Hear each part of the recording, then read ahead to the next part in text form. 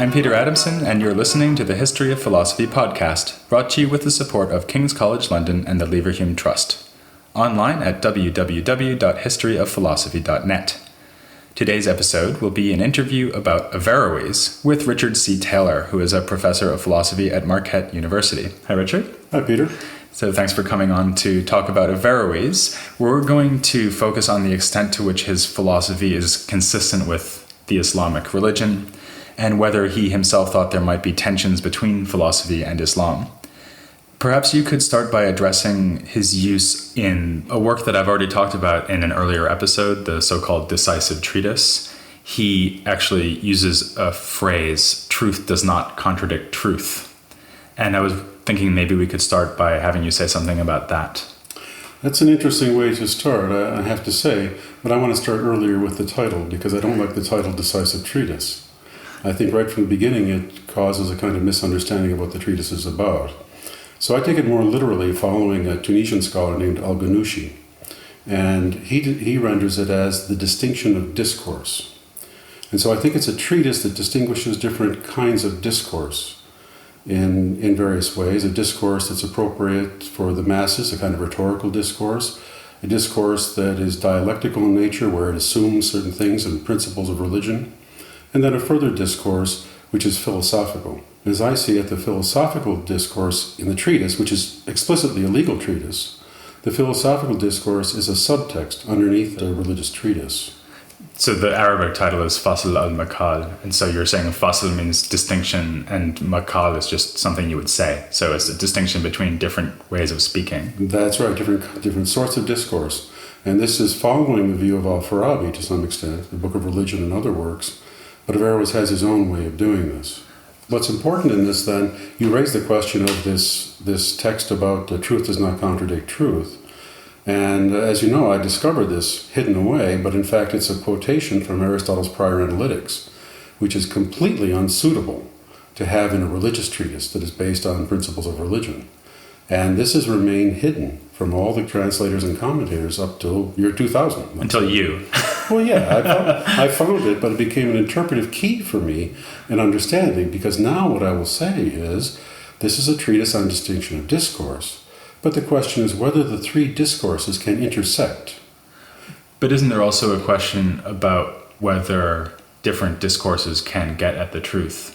I mean, relating what you just said about distinction of discourse to the quotation, truth does not contradict truth, is the idea that the truth that you establish through demonstration in philosophy cannot contradict the truth that you establish in dialectic or rhetoric. Is that the point? No, the point is in fact the reverse.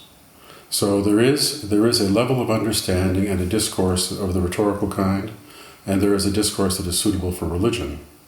But those discourses cannot contradict the truth. And so philosophy, in his own account, philosophy must ultimately be what decides the truth with regard to discourse. So he will later say that when it comes to matters of religion where there is different understandings of a certain scriptural passage, then ultimately the decision on the meaning of that passage will have to be determined through scientific consideration of what the truth is. And this is clear right at the beginning of the treatise, where he talks about we must use the appropriate kind of qiyas, which in the religious context means religious analogy. So the prophet acted in a certain way, described in one of the hadiths or something, or he acted in a certain way, and then we should analogically apply it today on how we should act. So, for example, the prohibition on wine today should analogically be also a prohibition on cocaine and other drugs and that sort of thing, because they distort the mind and the ability of the mind to be open to the presence of God. So that's the religious principle. But the term qiyas, Averroes equivocates on this, the term qiyas means syllogism. And then he goes on to say that in religious matters we should use the most appropriate and perfect kind of qiyas. And he says the most perfect kind of qiyas is burhan, which is philosophical demonstration. So the ultimate criterion in all of this will be philosophical. And he makes it quite clear, even in the decisive treatise, that the criterion is philosophical. So to come back to the point then, it isn't that these three discourses cannot intersect, But when a judgment is available through a philosophical discourse, then scriptural understandings must be reinterpreted in accordance with the truth that is available per se in the philosophical science of demonstration, a truth which in the rhetorical context or this religious context, the truth is hit upon only per accidens, not per se. This is back to Aristotle's notion that demonstration itself is scientific understanding. Well, let's take a look then at some of the actual topics where you might think there's a tension then between philosophy and religion. And let's start with God, an obvious place to start. The Quran describes God as a merciful and wise creator of the universe. And certainly Averroes agrees that there is a God and that God is the cause of the universe. What difference does it make to his reading of the Quran that he brings a philosophical conception of God as a cause? Well, given the account that we just had, that there's a certain priority of truth to philosophy, because truth cannot contradict truth, but bears witness to itself in every way, so we can't have multiple levels and multiple kinds of truth. We can have ways of discussing things, modes of discourse, but ultimately, if we want to judge something with regard to truth, we have to use the best science available. Now, in the case of God, the best science available will be the philosophical sciences, understanding the true nature of God, which do not work with analogies and metaphors as much as religion does, and does not have as its end the bringing about of certain beliefs in people to motivate their actions in a certain way, but rather the end of philosophy is truth. Practical philosophy can be about action, but even then it's, in a sense, truth in action and moral virtue, so that he can integrate that. So in the case of God, one has to understand then what is the nature of God as first cause and the kind of causality that God has.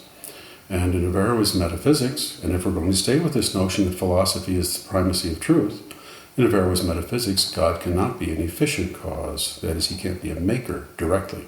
And so instead, Averroes himself, while he can say the world is caused by God, and that God is merciful, and many other things, these images give the sense of a God who can intervene at any time in the world and do things outside the regular norm of actions. And that's not what Averroes is about. Rather, God is a final cause for things. That is, God is a goal and an end and a perfection toward which all reality strives and tries to perfect itself, because God is the primary instance of being. And so everything strives to actualize itself as much as it can within the limits of its nature. That striving itself is caused by God as the perfect end or goal that everything strives toward. Therefore, God is the cause of the universe. But he doesn't make it happen the way that I might make a ball roll across a table by pushing the ball. That's right. And you can pray to God as much as you like, but you don't change God's mind, so to speak. And this gets also into some difficulties about the issue of whether, as a final cause, what does it mean to say God hears your prayers? In fact, something I already mentioned is that the Quran certainly could not be clearer that God is merciful and benevolent. So how, given this conception of God, could Averroes say that God exercises providence or mercy over us? I think it's a great mercy that God has given us a beautiful day today. And the sky is clear and it won't be raining. And we have this earth that we live on and can breathe and have the excellent lives that we do. We can do podcasts and have all kinds of communication. And so clearly God is merciful and benevolent to allow us to have these opportunities. So his mercy and benevolence is exercised more in the way that he sets the world up in general, rather than taking care that each individual event turns out the right way. Would that be fair? I think that's a good way to say it, except it's wrong right from the beginning. because you said God sets it up. Oh, right. So God, what you mean is that God's being the goal or final cause of everything yields a universe that is well ordered. Yes, and this is, for Averroes as philosopher, while he will have a different mode of discourse speaking as a religious judge in that context, because there he's working with the religious language and meanings for people.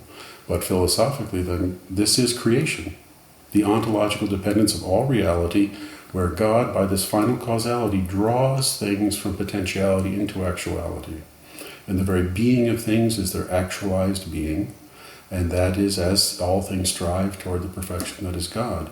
So while the language may be the language of efficient causality or pushing and pulling, in fact, it's more the model that God draws things toward him, as God is the ultimate object of love and fulfillment for all beings. Right. So, and of course he believes that the world is eternal as well. So this is an eternal process which is just constantly going on. It also involves, though, that God is then in some way eternally present to each and every being in the universe, drawing it toward God. One thing that I'm curious about on this view is to go back to the contrast I was drawing between the universal and the particular.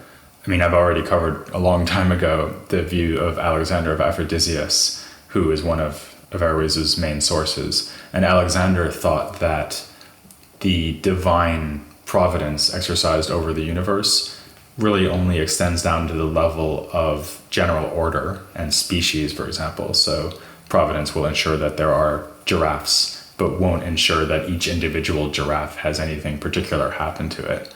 And I'm wondering whether the final causation that's exercised by God on Averroes' view would extend to things like ensuring that we're having this conversation right now, or does it only ensure that, for example, there are humans, there are sunny days, maybe even that there are podcasts, but not that you and I are sitting here right now having this podcast conversation?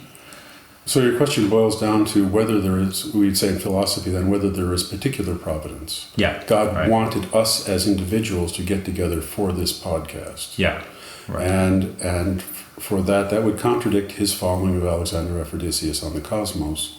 And he does follow Alexander quite precisely on this.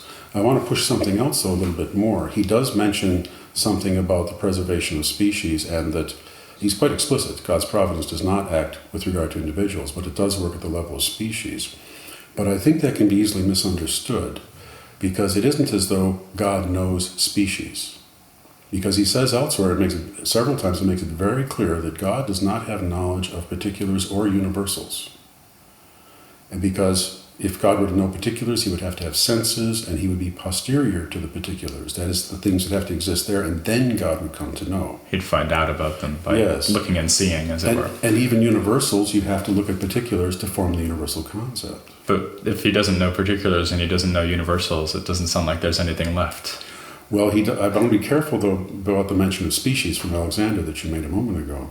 And that is, it seemed to imply then we'd expect Averroes to say, well, then God can know species. Mm-hmm. But we just said God can't know universals or particulars. And God also is a unity, so he can't have a plurality of species in his mind. So I don't think for Averroes God can even know kinds. In fact, Averroes is extremely explicit on this, that God only knows the most perfect entity in the universe. Himself. And he knows that perfectly and completely. But Averroes will go on to say, in virtue of knowing himself as the perfect cause of all things in the universe, then he knows all things in the universe. Because to know is to know the cause. That's Aristotle. So actually there's one particular that he knows, namely himself, because he's a particular. Well, he's a unique entity. A particular, I want to be careful about the language sometimes, because in Arabic, a particular is al-mushar alayhi, a thing that you can point to. Right. And you can try to point to God. You could try. I don't know where you'd point, because he's immaterial. Well, what about humans then? So we've already talked a little bit about the way God's providence does or doesn't affect humans in Averroes' view. I guess one issue that arises here in the context of thinking about providence is prophecy. Obviously, there's nothing more fundamental to Islam than the doctrine that Muhammad was a prophet of God. And that certainly looks like a case where God has selected an individual to bear his message to the rest of mankind. Does Averroes have any way of accounting for that on this doctrine of providence that you just described? Well, we have to go back to the distinction of discourses and the different kinds of discourses. So there is the sense of the general discourse for humanity, and to make the moral guidance for human beings available to all human beings. And this is what happens in the case of Scripture. And so that's at the level of rhetoric, and that is also at the level, the dialectical level, where they presume the existence of God and prophets, etc., and those prophets are guides in some way. But the question comes up as to how it is that God could pick out a particular person in a providential way to be, for example, how to pick out Muhammad as the prophet. And Averroes gets into this discussion, interestingly enough, in his comments on the Parvanaturalia, a short collection of works by Aristotle that was lumped together as a single work in the Arabic tradition. It concerns matters of sensation, dreams, memory. The Arabic Parvanaturalia was a weird thing. It follows Aristotle up to the point of dreams, and then when it gets into dreams, it draws on Plotinus and Neoplatonism and becomes rather bizarre. So Aristotle himself says that he considers the possibility about dreams providing truth, and in the end he says, no, it doesn't really. But in the Arabic version it says, yes, yes. Yes, in fact, in dreams we are freed from sense perception, and we can really connect with the agent intellect and receive from on high. Well, Averroes is commenting on this, and he's not sure what to do with this. And he says something really quite strange. He says, well, how is it possible, if God is an intellect and the other things are intellects through which we come to have this prophecy, if they're intellects, their knowledge is universal? Well, if their knowledge is universal, then how do they pick out particulars in the world to give providence? That is, it would seem if they're pure intellects and their knowledge is universal in some way, then how do they find a determinate particular in the world? And this is our problem back with providence in Alexander in a way. How to choose someone. So how did God choose Muhammad? And Averroes in this Parvanaturalia commentary says there are two key questions, and one is an epistemology question, and then there's this question. The epistemology question, he gives an interesting answer. This one, just forget to answer it. Oops. So the point would be, if God is pure intellect and self-thinking thought, as he says in his philosophical accounts, and he does say in some works that if you want my real understanding, look at my philosophical accounts, not my dialectical accounts. So in this case, then, it seems to be very problematic as to what prophecy is for Averroes. It's almost like he has no way of accounting for this in his philosophical system, but he doesn't want to come out and say that he has no way of accounting for it. Well, I think he doesn't have a way of accounting for it, yes, in his philosophical system. I think that's appropriate.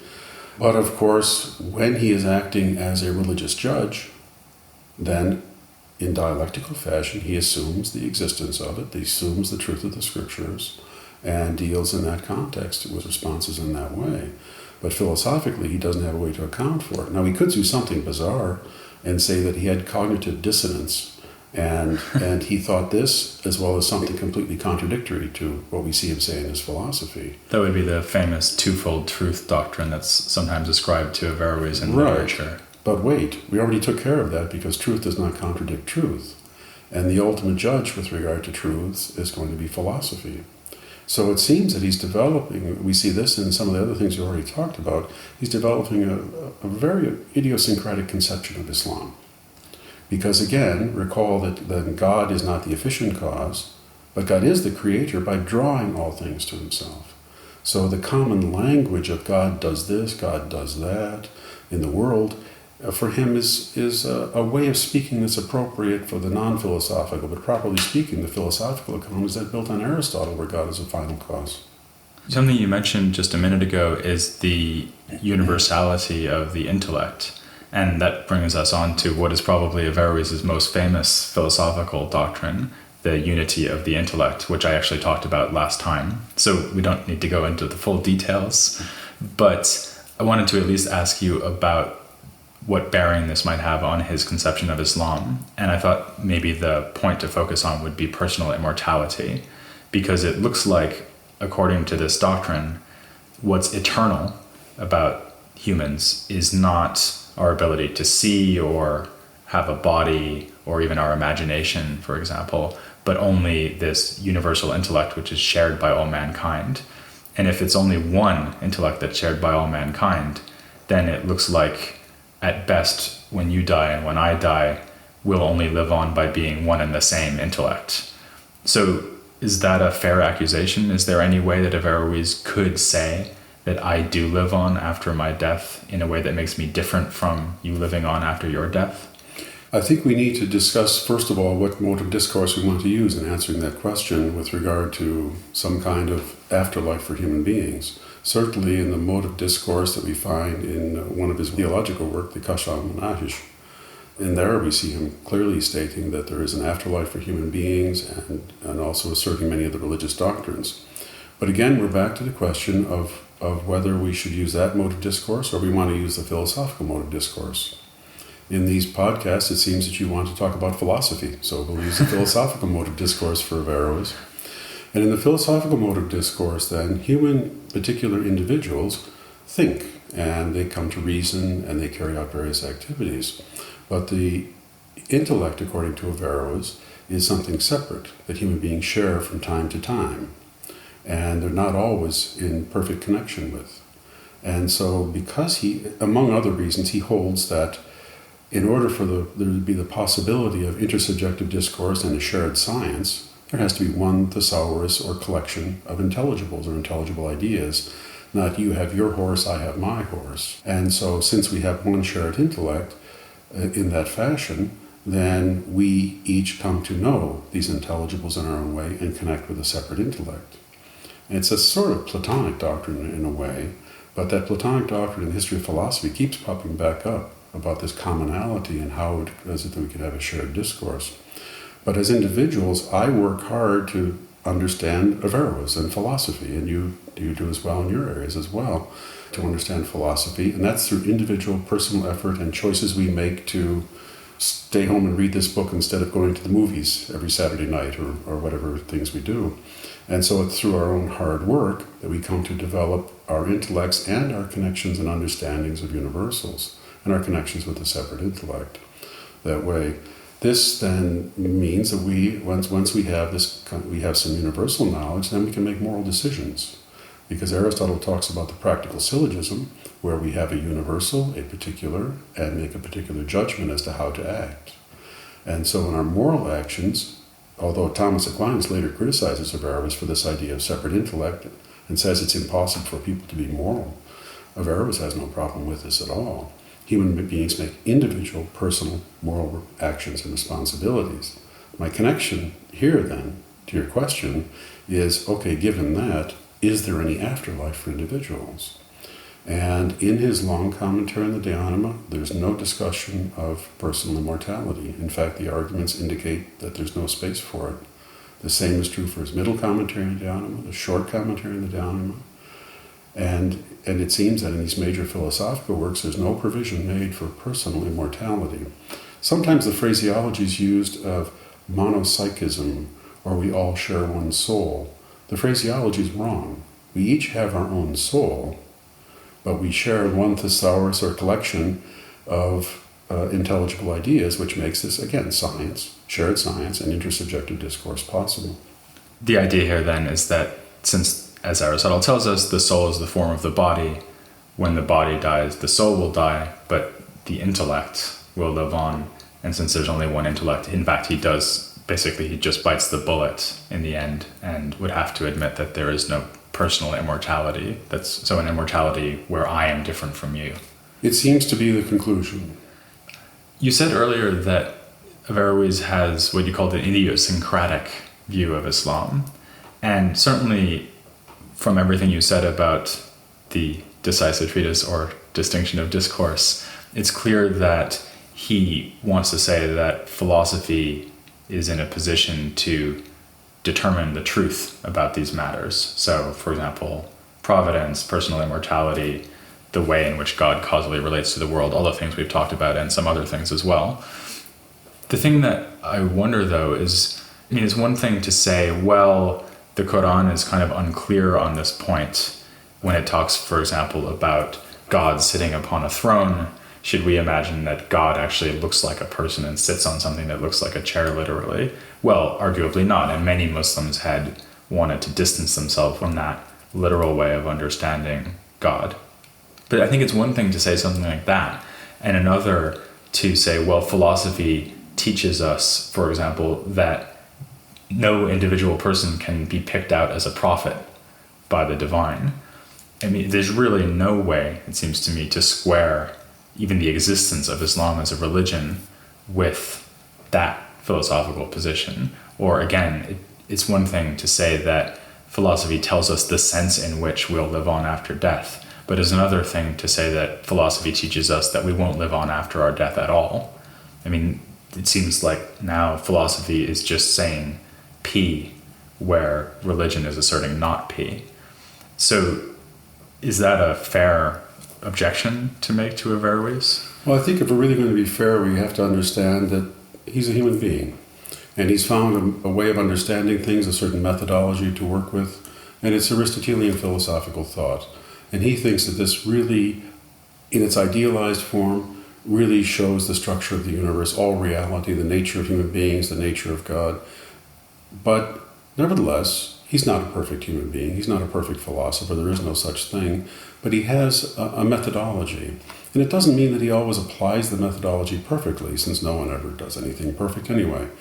And so he has these ideas, he applies them as much as possible, and takes them, I think, really to the limits of the classical rationalist tradition in Islamic thought, and really following on Al-Farabi. And he takes it in directions that Avicenna does not go, but more follows the Farabian line, and pushes the limit as far as possible. So that reference we had earlier about truth does not contradict truth in the prior analytics of Aristotle, in his commentary on that, Averroes is absolutely enthusiastic about the possibility of all human discourse being put into syllogisms and then being judged on the basis of Aristotelian syllogistic thought. And that's an ideal. That's something that's never going to be fully realized. Well, he also pushes his whole understanding of metaphysics and religion to its ultimate limit according to this kind of methodology. Is this methodology the best kind? Well, there's a lot more philosophy than just Aristotle in the world today. So he really pushes it, and there's a short passage in his commentary on the metaphysics where he just pushes it to the ultimate end. And he says that there is a Sharia, or a religious law, or religious guidance, or even just religion, that is specific to the philosophers. And he said, this is the Sharia which grasps God in the most perfect way, and God's creation in the most perfect and full way, and gives us the greatest insight. And he says, this is the science of metaphysics, and it is the most perfect kind of worship that we can give to God. And I think in all of this, he believes he has a model to understand reality, and he just sticks to it all the way. And it means that ultimately, if God is an immaterial reality, then we need to go beyond the material. We need to use the science of metaphysics as much as possible to have an insight into the real nature of God. And I think he's quite sincere when he says, this is the most perfect kind of worship. But I don't want to get into the idea that he does not go to the mosque or something of that sort. We have every indication that, in fact, he went to the mosque, he went with his family to the mosque. We don't want to bring into this a kind of modern or Enlightenment conception of someone rejecting religion in some way. Religion is extremely important for the fulfillment of human beings and formation of character, and even the development of the philosopher. Well, speaking of pushing things to the limit and gaining insight into God, I will next week be turning to the very different philosophical tradition and asking whether it is a philosophical tradition in some sense of Islamic mysticism. Now I'll thank Richard very much for coming on the podcast. Oh, you're certainly welcome. It's been fun. And please join me next time for Ibn Arabi and mysticism on the history of philosophy without any gaps. ما زال حي ما زال محبوب القلب لا اشتاق لهذا المجال ما زال حي ما زال ما نسمح شي لو يصير عليها القتال